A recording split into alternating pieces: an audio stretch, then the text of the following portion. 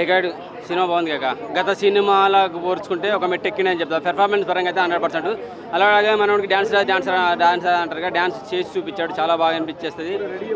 Boomerang song ఒకటి viral అవుతుంది, కొంచెం ఐటమ్ సాంగ్, అది సూపర్గా అనిపించేస్తుంది. డాన్స్ మూమెంట్ అల్లరి. అలాగే మన నాగార్జున గారి సాంగ్ ఒకటి వస్తుంది, కన్ను పెట్టరు కన్ను కొట్టరు అని.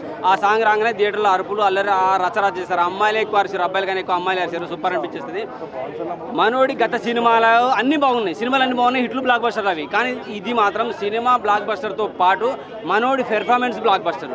ఎందుకంటే డ్యాన్స్ రాదు, డ్యాన్స్ చేసిండు ఇలా ఆర్టిస్ట్గా కొన్ని చోట్ల డైలాగులు లేని చోట జస్ట్ ఫేస్ ఎక్స్ప్రెషన్స్ ఉంటాయి కదా, జస్ట్ బాడీ లాంగ్వేజ్ ఫేస్ ఎక్స్ప్రెషన్తో పెర్ఫార్మెన్స్ చూపించింది అనమాట. అంటే ఇద్దరు అమ్మాయిలతో సినిమాలో అల్లు అర్జున్ ఒక దగ్గర మాట్లాడకుండా సైలెంట్గా ఇలా బాధ చూసొచ్చు, ఆ టైప్లో పెర్ఫార్మెన్స్ ఉందన్నమాట. చాలా బాగా అనిపించేస్తుంది.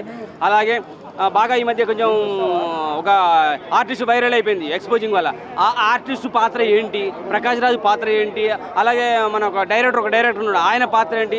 సినిమాలో అన్ని ట్విస్టులే కాక ప్రతి ట్విస్టు అడ్వెంచర్, ఇలా ప్రతి అడ్వెంచర్ బాగుంటుంది. హీరోయిన్లు అయితే సూపర్ పెర్ఫార్మెన్స్ అనిపిస్తుంది. నాకైతే సీతారామం తర్వాత బెస్ట్. అంతకన్నా నాకు సౌందర్య లాంటి వాళ్ళు, ఒక విజయశాంతి లాంటి వాళ్ళు, ఒక ఊర్వశి శారద లాంటి అటువంటి వాళ్ళు గుర్తొస్తారనమాట. హీరోయిన్ పెర్ఫార్మెన్స్ చూస్తే చాలా అంటే చాలా బాగా అనిపిస్తుంది.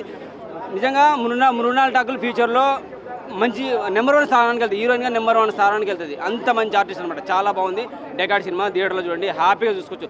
ఎక్కడ కూడా మీకు ఏమైనా అనిపించదు బాబా. సూపర్ మూవీ డెకాడ్. సెల్యూట్. Thank you.